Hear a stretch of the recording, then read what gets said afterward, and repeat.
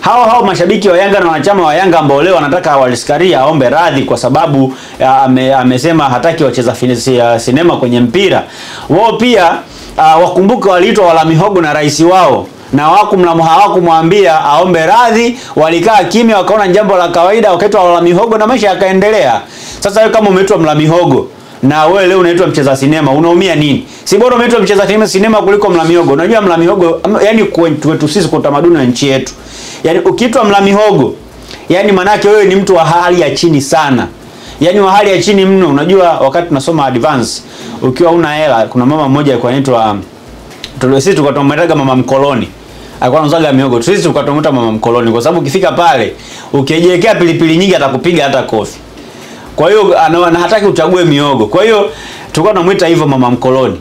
Mkifika pale nyembo hamna hela ndio mnaenda kula mihogo ya 100. Wenzenu kidogo wenye uwezo mkubwa wanaenda kula vyakula kidogo expensive. Sasa kwa nchi yetu jinsi ilivyo, yani mtu ambaye anakula mihogo anaonekana ni mtu wa chini. Sasa rais wao wa Young Africans ambao wanachama wake leo wanalalamika kwa sababu viongozi wao wameambiwa wakacheze sinema huko, au rais amesema hataki wacheza sinema kwenye mpira, wao ndio wanalalamika wakati walitwa mihogo akatulia. Sasa kuna vitu vingine havi make sense. Hafu wazee ni wakina nani? Yaani wao ni nani?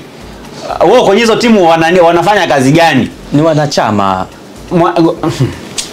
Unajua unanikasirisha kweli yani. Sasa nakukasirisha vipi? Mimi nawasilisha kile ambacho. Sawa. Ngoja nikuambie kazi ya mwanachama kwenye club. Kazi ya mwanachama ya kwanza ni kuichangia club yake. Wanafanya hivyo.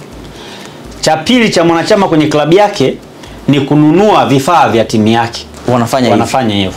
Cha tatu ni kuhudhuria mkutano mkuu wa wanachama. Wanafanya. Cha nne ni kuhakikisha kwamba shughuli za utendaji kwenye klabu yao zinawasilishwa ipasavyo. Wanafanya. Sawa?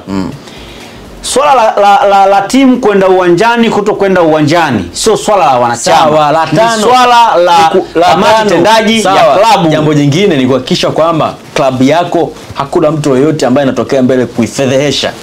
Unailinda klabu yako. Hiyo sio kazi ya mwanachama. Kazi ya mwanachama, kazi ya kulinda club. Hapana. Iweje wewe usilinde kitu ambacho unakichangia pesa zako?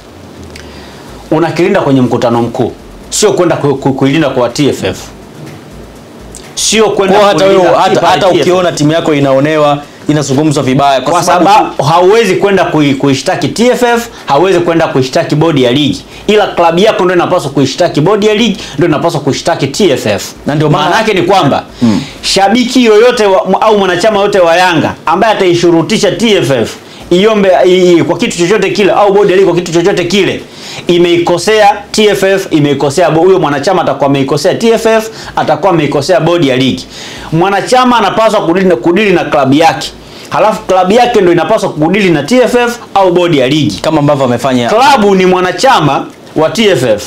Na ukiwa mwanachama wa TFF unakuwa chini ya bodi ya ligi ambayo ndio imepewa dhamana ya kuendesha ligi kuu ya soka Tanzania bara. Mwanachama sio memba wa TFF. Mwanachama ni memba wa klabu. Sawa. Maana yake yeye anapaswa kudili na klabu yake na klabu yake idili na shirikisho kwa maana ya TFF au kama na bodi. Kwa hiyo hiki hapa kinaendelea. Hawa wanaojiita wazee au wanajiita wanachama wa Young Africans wanapaswa kudili na majukumu yao ya msingi. TFF haiwahusu.